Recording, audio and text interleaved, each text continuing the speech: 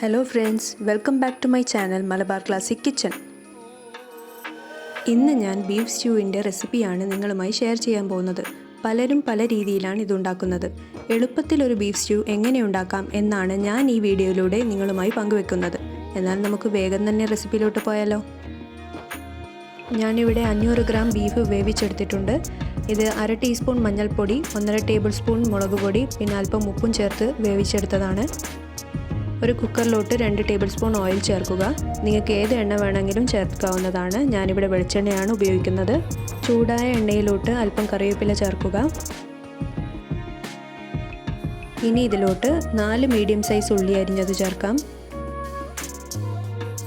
ഇത് നന്നായി വഴറ്റിയെടുക്കുക.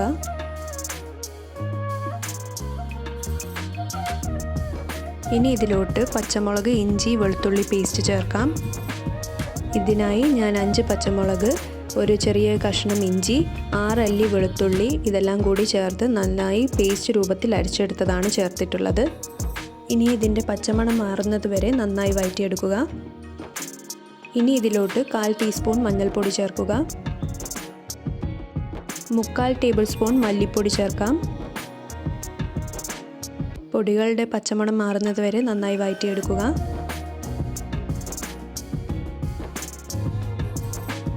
ഇതിലോട്ട് 2 വലിയ തക്കാളി അരിഞ്ഞത് ചേർക്കാം. ഇത് നന്നായി ഒന്ന് വഴറ്റിയെടുക്കുക.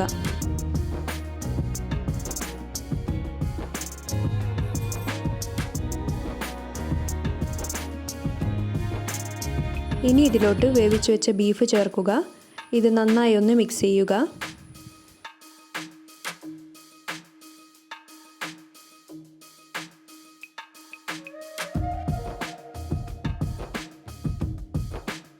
ഇനി ഒരല്പം വെള്ളം ചേർക്കുക. ഞാൻ വേവിച്ചു വെച്ച പാത്രത്തിൽ അല്പം വെള്ളം ചേർത്ത് അതാണ് ഇതിലേക്ക് ചേർത്തിട്ടുള്ളത്. ഇനി ഇത് നന്നായി ഒന്ന് മിക്സ് ചെയ്യാം. ഈ ഒരു സ്റ്റേജിൽ നമുക്ക് ഉപ്പ് ചേർത്ത് കൊടുക്കാം.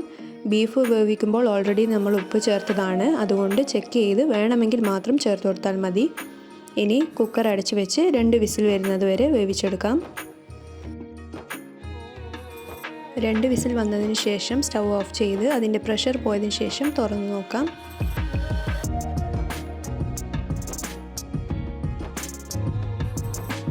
ഇതിലോട്ട് തേങ്ങ അരച്ചത് ചേർത്ത് കൊടുക്കാം. ഇതിനായി 1/2 കപ്പ് തേങ്ങ അല്പം വെള്ളം ചേർത്ത് നന്നായി അരച്ചെടുത്തതാണ്. ഇനി ഇത് നന്നായി ഒന്ന് മിക്സ് ചെയ്യാം.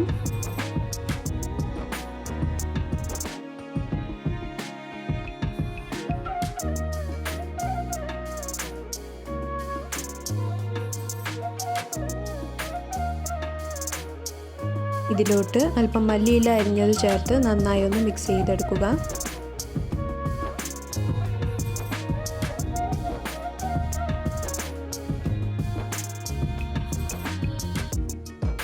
നമ്മൾ നേരത്തെ അരച്ചു വെച്ച തേങ്ങാ പേസ്റ്റിൻ്റെ ജാറിലോട്ട് അല്പം വെള്ളം ചേർത്ത് മിക്സ് ചെയ്ത് ഇതിലേക്ക് ചേർക്കാം. ഇത് നന്നായി ഒന്ന് മിക്സ് ചെയ്തെടുക്കുക. ഇതൊക്കെ നന്നായി തിളക്കണം. അതിനായി സ്റ്റൗ ഒന്നും കൂടി ഓൺ ചെയ്യാം. സ്റ്റ്യൂ നന്നായി തിളച്ചു വരുന്ന സമയം നമുക്ക് അല്പം കൂടി കറിവേപ്പില ചേർത്ത് കൊടുക്കാം. ബീഫ് സ്റ്റ്യൂ ഇവിടെ റെഡി ആയിട്ടുണ്ട്. ഇനി നമുക്ക് സ്റ്റൗ ഓഫ് ചെയ്യാം. അങ്ങനെ നമ്മുടെ ബീഫ് സ്റ്റ്യൂ ഇവിടെ റെഡി ആയിട്ടുണ്ട്. നല്ല എളുപ്പമുള്ള റെസിപ്പി ആയിരുന്നില്ലേ? ഇത് അപ്പത്തിൻ്റെ കൂടെയും ചപ്പാത്തി, നെയ്ച്ചോറിൻ്റെയൊക്കെ കൂടെ കിടിലൻ കോമ്പിനേഷനാണ്. എല്ലാവരും ഇത് ട്രൈ ചെയ്ത് കോമൻറ്റ് സെക്ഷനിൽ നിങ്ങളുടെ ഫീഡ്ബാക്ക് അറിയിക്കുക. ഈ ഒരു റെസിപ്പി ഇഷ്ടമായെങ്കിൽ ലൈക്ക് ചെയ്യാനും ഷെയർ ചെയ്യാനും മറക്കരുത്. പിന്നെ മറക്കാതെ സബ്സ്ക്രൈബ് ചെയ്യുക. മറ്റൊരു വീഡിയോയുമായി നമുക്ക് വീണ്ടും കണ്ടുമുട്ടാം. അതുവരേക്കും ബൈ.